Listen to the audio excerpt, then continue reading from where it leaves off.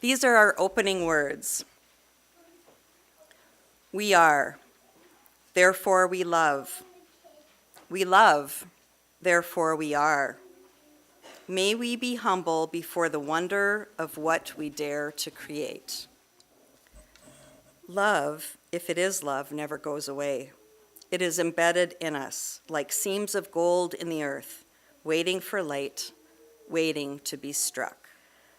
I can feel the suffering of millions, and yet, if I look up into the heavens, I think that it will all come right, that this cruelty too will end, and that peace and tranquility will return again. In the meantime, I must uphold my ideals, for perhaps the time will come when I shall be able to carry them out. This is a really dangerous part of the service where it says, please introduce the speaker in your own words. I can't believe that you left it like that, Karen. After all, I am still bitter about my toast. So, it's my great pleasure to introduce our pastor of several years now, Karen Van Fossan, with the program Random Acts of Kindness. Receiver and go like this, and you could really press the buttons, and it had one of those long curly cords that never quite uncurled ever. So it involved that phone and a friend who was as prone to off-the-wall ideas as I was, dangerously so, and a Sunday afternoon, probably Easter. And what we did was pick up that big, heavy receiver, and we randomly pressed numbers into the phone until somebody answered, and we wished them a beautiful day and a happy life, and in our context, it made sense to us at the time, a happy Easter, of course, assuming that that would be a great greeting for everybody. And by and large, people expressed a sense of gratitude and connection that when they heard teenagers they didn't know, we were about 12, so maybe we were tweenagers, that there was something really positive we had to say. Except for the one last person we called, who said, she was very kind about it. What you're actually doing is prank phone calling people.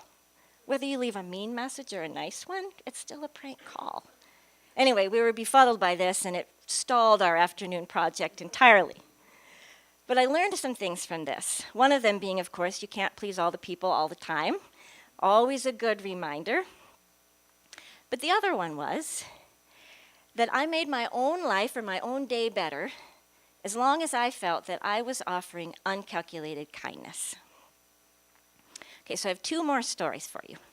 I'm in a story mood today.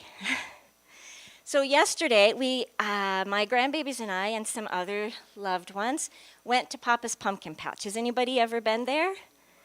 Okay, so for those of you who are not going like this, it has like 10 times as many pumpkins as you could imagine, maybe 20 times as many hay bales, stacked much higher than you would think a 2-year-old would ever be interested in. We'll get back to that.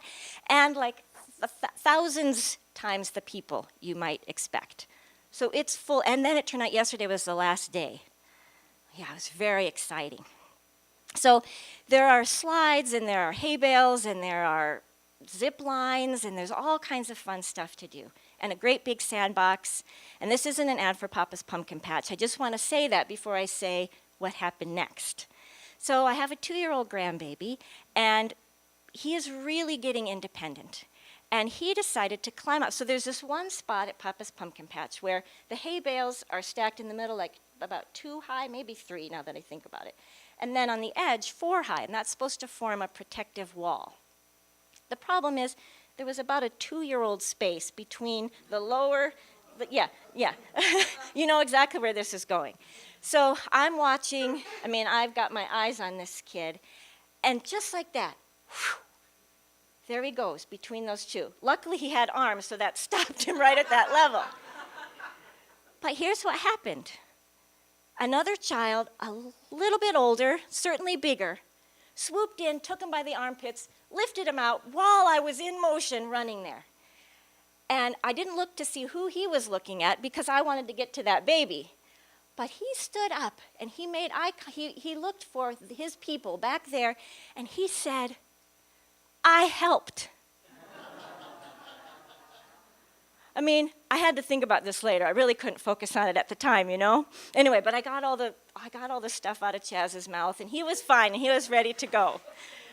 But I thought, what was that child saying?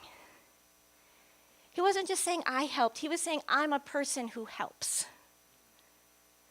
He was saying something about humanity. And we heard about that in the joys and sorrows this morning, about just being human together. He was saying that little kid, that random child who he never met in his life, mattered. So probably humanity matters. Probably how we act matters toward humanity. And so he affirmed that little boy's humanity and also mine in that moment. Like, we all matter. Like, I might fall between the 2 high and the 3 high, and somebody might think I matter enough to come along. All right, that was my second one. Here's my last one. So, Agatha Christie, I looked this up, I fact-checked myself before I said this. Agatha Christie, you know, a prominent mystery writer, didn't only write about sort of death and mysteries and a version of justice that always gets done at the end. She also said this, and I want to make sure I get it exactly correct. Never go back to a place where you have been happy. Never go back to a place where you have been happy. Until you do, it remains alive for you. If you go back, it will be destroyed. Yeah. Well, earlier this month, when I was away that one Sunday, I, for reasons I still can't quite explain, decided to go and visit a college I'd been to for 2 very, very, very long years, some time ago. And upon returning for the first time since I'd been there, I realized that probably going back to some place where you've been miserable isn't actually any better. So I revisited this place where I had experienced some, I would say, genuine misery. And I'm just going to tell you about one of the things, and this was kind of a shared misery among many of us women on campus. This was a large school, so there were a lot of us. There was on campus it was called a newspaper. It was published off of campus, but it was brought to campus every week. And, you know, people can do what they wish. I'm not against people doing what they wish with their bodies, with our bodies. That's our humanity. But on the front of this newspaper that was delivered every week all over campus, there would each week be a woman wearing almost nothing who ostensibly went to our school, and there'd be a lot of private details about her favorite date, and on and on and on. And we thought, you know, if this is what she wants to do and the publishers want to do, have at it. We just feel like when we see that at the library and in our classrooms and in our dorm rooms, it kind of creates an environment where we're not sure how much we matter, and we're not sure if our studies are the most important thing around here. So we talked to the administration, and I went right to the side. I was like, oh, this is where we tried to picket. This is where we tried to do this. This is where we tried to do that. And in my experience, nothing changed those 2 years that I was there. Okay, now, you know I'm not just going to leave it there, right? So when I went back just a couple weeks ago and revisited that place, of course I didn't see that magazine, that newspaper. I'm trying not to name it, only because I don't think it deserves that kind of credit. I don't want you to be able to look it up later. Forget it. Anyway, that newspaper was nowhere to be found. I started taking pictures. I took pictures where the campus newspaper was and where this beautiful, dignified absence, nothingness, was right next to it, where we used to always see those stacks of that newspaper. And then I took pictures of these posters around campus about preventing sexual assault and sexual harassment and treating people with dignity. Wow. And then I thought, all that strain and all that struggle that we had gone through some years ago, those were kind of like random acts of kindness for these students now who probably never heard of that magazine and never expected to go to college where they could be sexually harassed, or where at least we wouldn't say that they couldn't be. And so, of course, I thought about you. And I thought about all the things that you do and you have done, all those random acts of kindness for loved ones, for this congregation, for our children, for our larger community, for the earth, for the water, and all those generations to come that will never have a chance to know and to see them look back and say, you noticed our humanity. We appreciate it. And so, that makes me think about this. If you ever look at your OOS, is that what you like to call it? Your order of service, you'll see on the front, it has this quote that we kind of love around here from James Luther Adams, a theologian in our tradition. And it says, church is a place where you get to practice what it means to be human. Is that what it says? Okay, great. I thought, I ought to be able to memorize that one. Church is a place where we get to practice what it means to be human.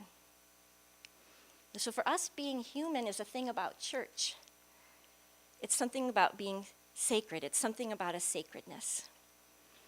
And so that got me thinking, one last thing. So many of us, not all of us, but many of us grew up among Bibles and among people who like to be among Bibles. And there's a quote there that means a lot to a lot of people. And for a lot of people, it shows that it's about Jesus being divine. And I'm not going to argue for that or against that. That's not the point that I want to make. But this is the quote. This is attributed to this Jesus person we hear a lot about in our time. Whatever you did for the least of these, you did for me. So what I'm going to suggest to us is that this statement is actually true for all of us, not just that person credited with saying it 2,000 some years ago. The child who helped my grandbaby affirmed that that child mattered, and that human actions matter, and so humanity and our actions matter. And as I witness this random act of kindness, and as I benefit from random acts of kindness I never could witness in the past, my humanity is affirmed too. So what I would say is what that child did for my grandbaby, he also did for me. What you do, your acts of kindness, you also do for me. And since you may never get a chance to hear the next generations 3 or 4 or 5 or 6 or 7 or beyond, turn around and notice and say, you helped. I'm just going to say right now, thank you. Go now in peace, deeply regard each other, truly listen to each other, speak what each other must speak, be ready in every moment to disarm your own heart. Rejoice in this love you have begun. Amen.